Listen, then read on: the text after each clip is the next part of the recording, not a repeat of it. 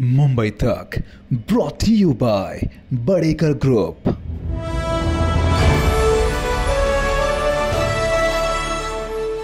महाराष्ट्राचे उपमुख्यमंत्री देवेंद्र फडणवीस ज्या मतदारसंघातून निवडणूक लढवत आहेत आणि सध्याचे सुद्धा ते तिकडचे आमदार आहेत तो नागपूर दक्षिण पश्चिम, आणि तिकडनंच फडणवीस यांच्या विरोधामध्ये काँग्रेसने उमेदवारी दिलेली आहे प्रफुल्ल गुडधे यांना, आणि तेच प्रफुल्ल गुडधे सर आपल्यासोबत जोडले गेलेले आहेत मुंबई तकवर। सर स्वागत आहे तुमचं। आणि मला सांगा, तुम्हाला देवेंद्र फडणवीस यांच्या विरोधामध्ये उमेदवारी दिलेली आहे, काँग्रेसने खूप मोठी जबाबदारी एक प्रकारे तुमच्यावर सोपवलेली आहे, दडपण येतंय त्याचं? अजिबातच नाही, कारण या मतदारसंघातून मी दुसऱ्यांदा निवडणूक लढतोय। 2014 साली याच मतदारसंघातून निवडणूक मी लढवली आणि त्यावेळेस फडणवीसांच्या संदर्भामध्ये एक वेव्ह होती, मुख्यमंत्रीचे पदाचे ते उमेदवार होते, त्यामुळे ते निवडून आले होते। दडपण जे आहे ते फडणवीसांवर आहे, कारण 5 टर्मची अँटी इन्कम्बन्सी आणि या मतदारसंघामधला त्यांचा नसलेला संपर्क, त्यामुळे आणि ज्या 5 वर्षामध्ये ह्या राज्याच्या राजकारणामध्ये जी तोडफोड झाली त्यामुळे लोकांच्या मनामध्ये असलेली नाराजी, त्यामुळे दडपण जे आहे ते फडणवीसांवर आहे। आणि ह्या दडपणामध्ये त्यांना आता लोकांना आमिष दाखवावे लागतात आहे। इथे फराळ वाटप करावं लागून राहिला, त्यांना विविध शासकीय योजना लोकांना आमिष दाखवण्यासाठी त्यांना फ्लोट कराव्या लागल्या, त्यामुळे दडपणामध्ये फडणवीस आहे। माझ्या चेहऱ्यावर तुम्हाला काही वाटतं दडपण आहे असं? पण आम्ही आत्ताच म्हणजे तुमच्याकडे येण्यापूर्वी आम्ही इथल्या पत्रकारांशी सुद्धा बोललेलो आहोत। कसं आहे, आम्ही मुंबईतनं परिस्थिती पाहतो, आम्ही नागपूरच्या पत्रकारांकडनं अंदाज घेण्याचा प्रयत्न केला। त्यांचं 2-3 मुद्दे, एक त्यांचं म्हणणं आहे की ही निवडणूक फडणवीसांसाठी आधीसारखी सहज सोपी राहिलेली नाहीये, मध्ये त्यांचं मार्जिन सुद्धा कमी झालं। तुमच्याकडे सुद्धा निवडणुकीचा अनुभव डेफिनेटली आहे, तुम्ही सुद्धा 54,000 मतंही घेतलेली होती, पण तरी सुद्धा फडणवीस नाही म्हणून कुठला सक्षम पर्याय काँग्रेसने दिलेला आहे असं सुद्धा दिसत नाही, असं सुद्धा इथल्या पत्रकारांचं काही म्हणणं आहे। तुम्हाला त्या गोष्टीचा फटका नाही? या नागपुरातल्या पत्रकारांच्या संदर्भामध्ये ते फडणवीसांच्या विरोधात बोलतील ही अपेक्षा आपण कशी काय करू शकतो? किंवा ते खासगीमध्ये सुद्धा फडणवीसांच्या विरोधात बोलू शकत नाही। इथं मोठाले नेते सुद्धा जर बोलू शकत नाही तर सामान्य पत्रकार काय बोलणार आहे? त्यामुळे फडणवीसांच्या विरोधातला जो माहोल आहे तो जनतेमध्ये आहे, ते पत्रकारांपर्यंत पोहोचणार नाही।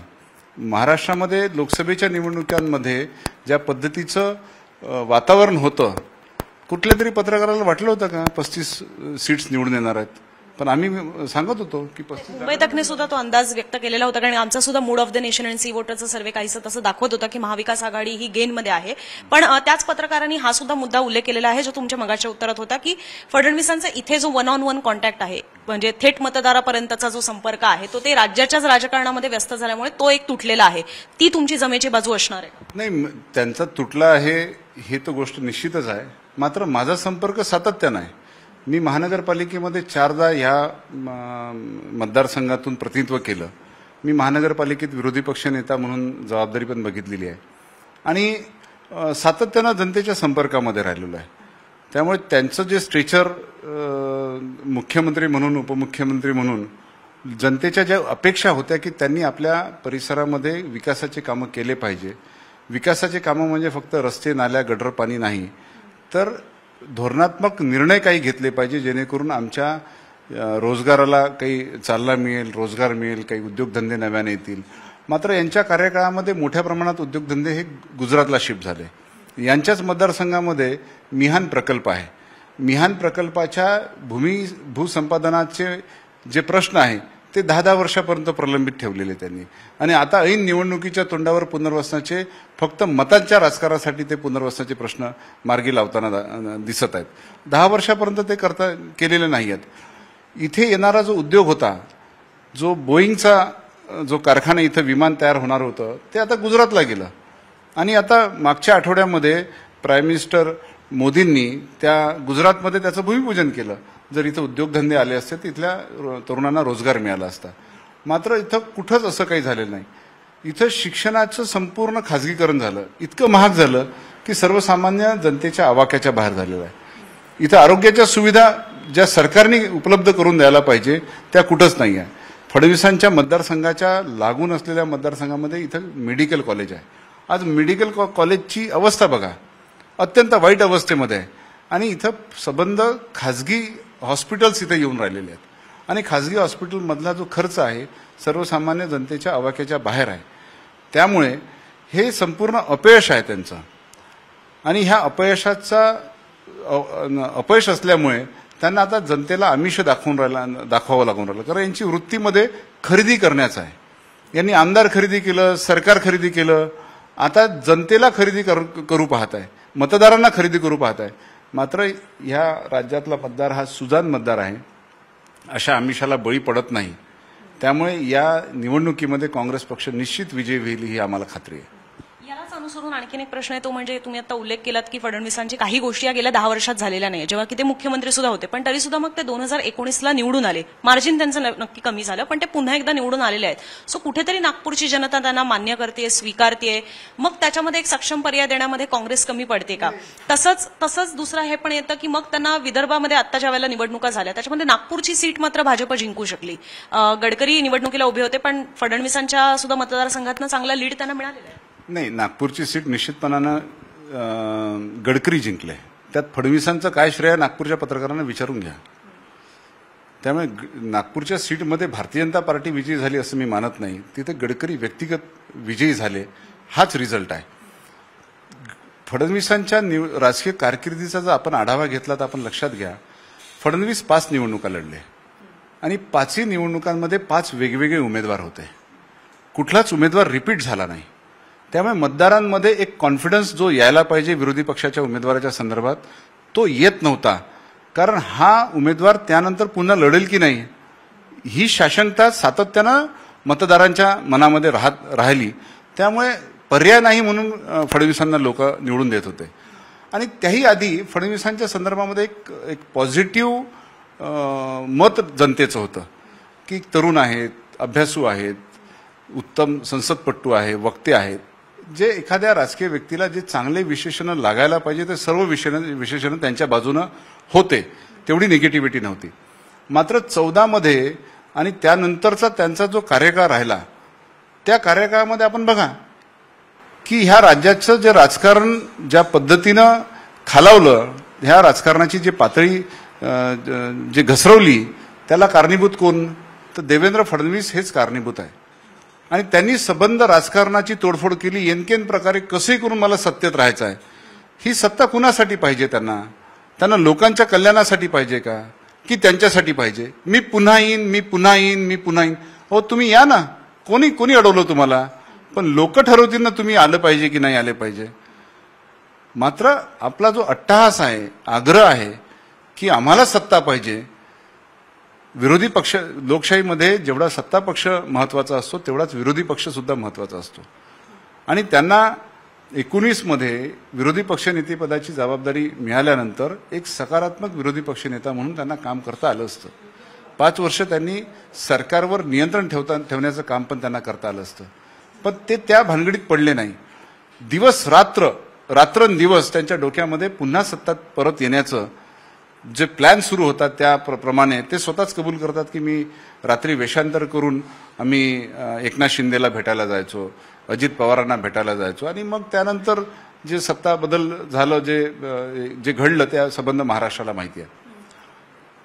आणि त्यानंतर त्यांचं गेलेलं मुख्यमंत्रीपद ते शल्य आहे अजूनही त्यांच्या मनामध्ये. म्हणजे हे जे 3 पक्षाचं जे सरकार आहे त्यामध्ये त्यांना मुख्यमंत्रीपद मिळालं नाही याचं शल्य त्यांच्या मनामध्ये आहे. त्यामुळे ते सत्तेने पछाडलेले आहेत. आणि ह्या सत्तेने पछाडलेल्या अवस्थेमध्ये त्यांचा मतदारांना त्यांनी गृहीत धरलेलं होतं. मतदारांना त्यांनी संपर्क साधला नाही, फक्त पीएच्या माध्यमातून इथं कारभार करण्याचा प्रयत्न केला. आणि आज लोकांना लोकप्रतिनिधी पाहिजे, आपला रिप्रेझेंटेटिव्ह पाहिजे जो विधानसभेमध्ये आपले प्रश्न ठेवू शकेल, लोकांच्या संपर्कामध्ये तो राहील, लोकांना तो उपलब्ध राहील, असा लोकप्रतिनिधी पाहिजे. त्यामुळे यावेळी जनतेच्या मनामध्ये बदल आहे. ज्या पद्धतीचं हुकुमशाही वातावरण, ज्या पद्धतीचं तानाशाही वातावरण या राज्यामध्ये निर्माण केलं, विशेषतः नागपूर शहरामध्ये निर्माण केलं, संपूर्ण गुंड त्यांनी पोसून ठेवलेले आहे. अवैध धंदे नागपुरामध्ये गृहमंत्र्याच्या शहरामध्ये आहे. या ठिकाणी अंमली पदार्थाचे मोठं रॅकेट नागपुरात आहे. मागच्या वेळेस कारखानाच पकडला गेला. अशा अवस्थेमध्ये आपण लक्षात घ्या की हे अत्यंत भ्रष्टाचारी व्यवस्था यांनी निर्माण केली. मोठाले दुकानं उघडून ठेवलेले यांनी त्यांच्या दलालांचे. हे संपूर्ण जनतेला माहिती आहे. पण ते गृहमंत्री असल्यामुळे, एक उपमुख्यमंत्री असल्यामुळे कोणी उघडपणानं बोलत नाही. मात्र यावेळेस मतदानाच्या माध्यमातून लोक निश्चित परिवर्तन घडवेल असा आम्हाला विश्वास आहे. तुमच्या उत्तरामध्ये एक महत्त्वाचा उल्लेख दिसला, तो म्हणजे की इथे सतत फडणवीसांच्या विरोधामध्ये वेगवेगळे पर्याय देण्याचा प्रयत्न झाला. एकच सातत्य त्याच्यामध्ये दिसून आलं नाही. गेल्या वेळेला म्हणजे तुम्ही 2014 लढलात, मग काँग्रेसने तीच संधी तुम्हाला 2019ला पुन्हा एकदा का नाही दिली? मग तेव्हा नव्याने आलेले परत देशमुख जे सतत पक्षांतर करतात त्यांच्यावर का विश्वास ठेवला? मग नाही, पक्षांनी मला विचारणा केली होती त्याही वेळेस, पण माझे काही व्यक्तिगत कारणं होते. आणि त्याही वेळेस फडणवीस मुख्यमंत्री होते आणि मुख्यमंत्र्यांच्या विरोधामध्ये एकटा उमेदवार लढू शकत नाही, पक्ष तिथे लढला पाहिजे. आणि पक्षांनी ती तयारी दाखवली नाही की तुम्ही फक्त उमेदवारी घ्या. आणि त्यात माझे काही व्यक्तिगत अडचणी पण होत्या, त्यामुळे मी स्वतःच नकार दिला. त्यामुळे पक्षांनी त्यावेळेस मला उमेदवारी दिली नाही असं म्हणता येणार नाही. पक्षांनी मलाच ऑफर केली होती उमेदवारी, मात्र मी माझ्या स्वतःच्या काही आर्थिक अडचणीमुळे मी त्यावेळेस ती निवडणूक लढवली नाही. पक्षांनी जे पाठबळ द्यायला पाहिजे होतं ते पाठबळ त्यावेळेस देण्यासाठी असमर्थता दर्शवली, त्यामुळे मी निवडणूक लढलो नाही. मात्र पक्षाने जो उमेदवार दिला त्याच्यासोबत आम्ही ताकदीनं उभा राहिलो. संपूर्ण काँग्रेसची संघटना त्यांच्या बाजूने उभी राहिली. तुम्ही लक्षात घ्या की आशिष देशमुख जे सातत्यानं पक्षांतर करतात, सातत्यानं मतदारसंघ बदलतात, ते 15 दिवसाआधी या मतदारसंघामध्ये येतात, निवडणूक लढवतात आणि मुख्यमंत्री फडणवीसांची लीड 12,000 मतांनी कमी करते. 10,000 मतं त्यांना एकंदरीत 14च्या तुलनेमध्ये 19मध्ये 10,000 मतं त्यांना कमी पडते. त्यावेळी जर पक्ष माझ्या बाजूनं उभा राहिला असता तर मी जिंकलो असतो की नसतो जिंकलो हे मी बोलणं उचित होणार नाही. मात्र लढत निश्चित राहिली असती, जोरदार राहिली असती आणि कदाचित त्यावेळीसही बदल घडणं पण शक्य होतं. त्यामुळे 19ची निवडणूक पक्षाने मला ऑफर केली होती, मात्र मी लढलो नव्हतो माझ्या व्यक्तिगत कारणामुळे. आणि याही वेळेला खरं तर पहिले चर्चा अशी सुरू होती की इकडे देशमुखच कदाचित लढतील, म्हणजे अनिल देशमुख कदाचित लढतील अशी चर्चा होती. तर म्हणजे ते जागा वाटपातलं कसं गणित जुळून आलेलं आहे? ती जागा राष्ट्रवादीला सुटेल, देशमुख लढतील, असं सगळं होता अचानक आलं की अरे नाही, काँग्रेसकडेच राहते आणि गुडघेच इथे न लढणार. नाही, असं कधीच कुठल्याच आघाडीच्या चर्चेमध्ये झालेलं नाही. महाविकास आघाडीच्या चर्चेमध्ये दक्षिण पश्चिम विधानसभा मतदारसंघ राष्ट्रवादीकडे जाण्याच्या संदर्भात साधी चर्चा सुद्धा झाली नाही. मात्र ही चर्चा मीडियाच्या माध्यमातून उपस्थित केली. इच्छुक नव्हते. देशमुख इथं इच्छुक असण्याचं काही कारणही नव्हतं. मात्र बीजेपीच्या गोटातूनच बीजेपीच्या काही पेड पत्रकाराच्या माध्यमातून मी जबाबदारीनं बोलून राहिलो. पेड पत्रकाराच्या माध्यमातून ती बातमी प्लांट करण्यात आली होती जनतेमध्ये कन्फ्युजन क्रिएट करण्यासाठी. आणि मला माहिती होतं, मला विश्वास होता की इथं मलाच लढायचं आणि त्याची तयारी आम्ही लोकसभा निवडणुकीपासूनच सुरुवात केली होती. त्यामुळे असं काही इथे शिवसेना लढेल किंवा राष्ट्रवादी लढेल असं याचा प्रश्नच नव्हता कधी. तुम्हाला यावेळेला खात्री होती की यावेळेला तुमच्याकडेच येईल हे तिकीट? हो, नक्की मला खात्री होती. मी मागे एक नारा बघते, त्याच्यावर लिहिलेलं की बहुजन हिताय बहुजन सुखाय. तर हाच नारा का देण्यात आलेला आहे ही पहिली गोष्ट. कारण की आता राहुल गांधींची सुद्धा इथे एक मेळावा होणार आहे, संमेलन होणार आहे, संविधान बचाव रॅली सारखं, जे कोल्हापूरमध्ये सुद्धा त्यांनी केलेलं होतं. हा नारा काँग्रेस का देते आणि तुम्ही सुद्धा कुणबी असल्याचा आणि या मतदारसंघामध्ये कुणबी डॉमिनन्स असल्याचा तुम्हाला फायदा होतोय? नाही, असं आहे की बहुजनांना जातीचे टॅगिंग करून टाकणे. फडणवीसांना जातीचं टॅगिंग केलं जात नाही. फडणवीस ब्राह्मण आहेत असं कोणी म्हणत नाही कुठला पत्रकार. मात्र प्रफुल्ल गुरुदेव कुणबी आहे हे सांगितलं जाते. आम्ही ते पण म्हणतो ना, जो पत्रकारांचा आम्ही अंदाज समजून घेतला त्याच्यामध्ये हाही प्रश्न होता की फडणवीसांना सुद्धा त्यांच्या जातीचा फटका बसतो. हे नॅरेटिव्ह जे आहे एखाद्या ही काही जातीची निवडणूक नाही आहे, ही विधानसभेची निवडणूक आहे. सर्व जाती धर्माचे मतदार या मतदारसंघामध्ये सगळ्यांना आपण रिप्रेझेंट करतोय. बहुजन हिताय बहुजन सुखाय का म्हणतोय? कारण बहुजन वंचित आहे, अनेक गोष्टींपासून वंचित आहे. संख्येनं जरी असला तरी व्यवस्थेनं त्यांना वंचित ठेवलेलं आहे. आणि नव्यानं जी व्यवस्था निर्माण करण्याचा जे प्रयत्न करून आहे त्यांना शिक्षणापासून वंचित ठेवण्याचं काम कोण करत आहे? यांना आरोग्याच्या सुविधा पासून वंचित करून राहिलेले आहेत. आरक्षणाच्या सुविधा मिळत नाही कारण संपूर्ण खाजगीकरण झालं. त्यामुळे बहुजनांचं हित हे आमचं लक्ष आहे. जे चांगल्या स्थितीमध्ये आहे त्यांचं तर सगळं ठीक आहे, पण जे वंचित आहे तर वंचितांना सोबत घेतलं पाहिजे म्हणून. आणि वंचित हे बहुसंख्या आहे म्हणून बहुजन आहे. एक अगदी शेवटचा मला हलका फुलका प्रश्न घ्यायचा आहे आणि आपण विदर्भात आहोत तर आपण विदर्भाची भाषा बोललं नाही तर त्यात मजाच नाहीये आणि तुमचे प्रतिस्पर्धी सुद्धा देवेंद्र फडणवीस आहेत म्हणजे अगदी तुल्यबळ उमेदवार आहे तर काय सांगाल देवेंद्र फडणवीसांना आम्हाला एक विदर्भाच्या भाषेत समजून घ्यायला आवडेल किंवा काय आव्हान द्याल नाही, मी कशाला आव्हान देणार आहे जे काय बोलाल ते विदर्भाच्या भाषेत बोला. त्यांना जनतेने आव्हान दिलेलं आहे. त्यांना मी कोण आहे आव्हान देणारा? तरी तुमचे प्रतिस्पर्धी आहेत. बघा, ही लढाई एका व्यक्तीच्या विरोधातली नाही आहे. ही विचाराची लढाई आहे, वैचारिक संघर्ष आहे आणि हा विचार जो आहे हा संविधानाच्या बाजूचा विचार आहे. जो संविधानाच्या विरोधातल्या विचाराच्या विरोधातली ही लढाई आहे. ज्यांनी संविधान मान्य नाही, लोकशाही मान्य नाही, अशा विचाराच्या विरोधातला हा संघर्ष आहे. संविधान हा मुद्दा राज्याच्या निवडणुकीत कसा काय प्रभावी ठरू शकतो म्हणजे संविधान बदलायचं झालं तर ते थोडी ना राज्याच्या हातात. आज संविधानाच्या संदर्भामध्ये आज संविधानिक संस्था राज्याच्या तरी त्यांनी ठेवलेल्या आहेत का? माझा संविधानिक अधिकार काय आहे? माझा लोकल बॉडीमध्ये रिप्रेझेंटेटिव्ह पाठवणे हा माझा संविधानिक अधिकार आहे. मागील 5 वर्षापासून महानगरपालिकेच्या निवडणुका नाही म्हणजे माझा, तुम्ही म्हणाल की महानगरपालिकेचा संविधानाशी काय संबंध आहे? माझा रिप्रेझेंटेशन करण्याचा जो अधिकार आहे नागरिक म्हणून, मला रिप्रेझेंटेटिव्ह पाठवायचा लोकल बॉडीमध्ये, तो मागील 5 वर्षापासून पाठवू शकत नाही. जर संविधानिक संस्था जर व्यवस्थित असत्या तर मला पाठवता आलं असतं ना. सुप्रीम कोर्ट निर्णय घेत नाही त्याच्यावर. इथं अनधिकृत सरकार राज्याचं सुप्रीम कोर्टाचे त्याच्यामध्ये ऑब्झर्वेशन आहे की हे असंविधानिक सरकार आहे. मात्र हे निर्णय आम्ही घेऊ शकत नाही, विधानसभा अध्यक्षांनी घ्यावा. विधानसभा अध्यक्षांनी घेतलेला निर्णय चॅलेंज झाल्यानंतर किती दिवसापासून पेंडिंग आहे आणि त्यांचा कार्यकाळ संपल्यानंतरही त्याच्यावर निर्णय होत नाही. तर आपल्याला वाटतं इथं संविधानिक संरचना आहे? जर संविधानिक संरचना नाही आहे त्यामुळे ही लढाई संविधानाच्या बाजूची आहे, संविधानासाठीची आहे. ही लढाई लोकशाहीची आहे, लोकशाहीसाठीची आहे. जो विरोधामध्ये प्रचार करतो, जो विरोधामध्ये काम करतो त्याला जेलमध्ये टाकण्याचं काम केलं जाते. आज अनिल देशमुखांना खोट्या आरोपामध्ये जेलमध्ये टाकलं होतं, सुनील केदारांना जेलमध्ये टाकलं. म्हणजे बहुजन समाजाच्या नेत्यांना येनकेन प्रकारे जेलमध्ये टाका आणि त्यांचे जेवढे काही पुढारी असतील त्यांना वॉशिंग मशीनमधून क्लीन चिट द्या. फडणवीसांचा एकच धंदा आहे, लोकांना क्लीन चिट देणे. अजित पवारांच्या संदर्भामध्ये चक्की पिसिंगचे भाषणं करत होते ना. आज कुठे आहे अजित पवार? त्यांच्या सोबत मंत्रिमंडळामध्ये आहेत. त्यामुळे यांच्या कथनी करणीमध्ये अंतर आहे. यांना हे स्वतः भ्रष्टाचारी आहे, भ्रष्टाचारामध्ये लिप्त आहे.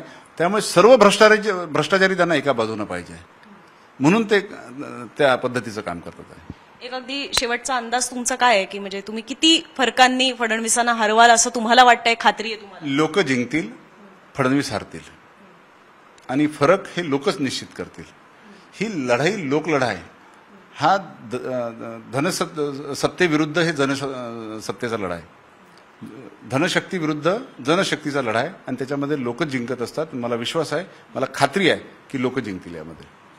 तर खूप खूप धन्यवाद तुम्ही मुंबईत अक्षय हा संवाद साधला त्याबद्दल. आणि तुम्हाला काय वाटतंय प्रफुल्ल गुडघे की देवेंद्र फडणवीस, कोण नागपूर दक्षिण पश्चिम मधनं जिंकेल? तुमच्या प्रतिक्रिया आणि या मुलाखती संदर्भातल्या सुद्धा तुमच्या प्रतिक्रिया कॉमेंट बॉक्समध्ये जरूर मांडा आणि असंच विधानसभा निवडणुकांचं ग्राउंड लेवलवरचं कव्हरेज पाहण्यासाठी बघत रहा मुंबई तक. कॅमेरामन राकेश साळस्करसह मी अनुजा, मुंबई तक, नागपूर.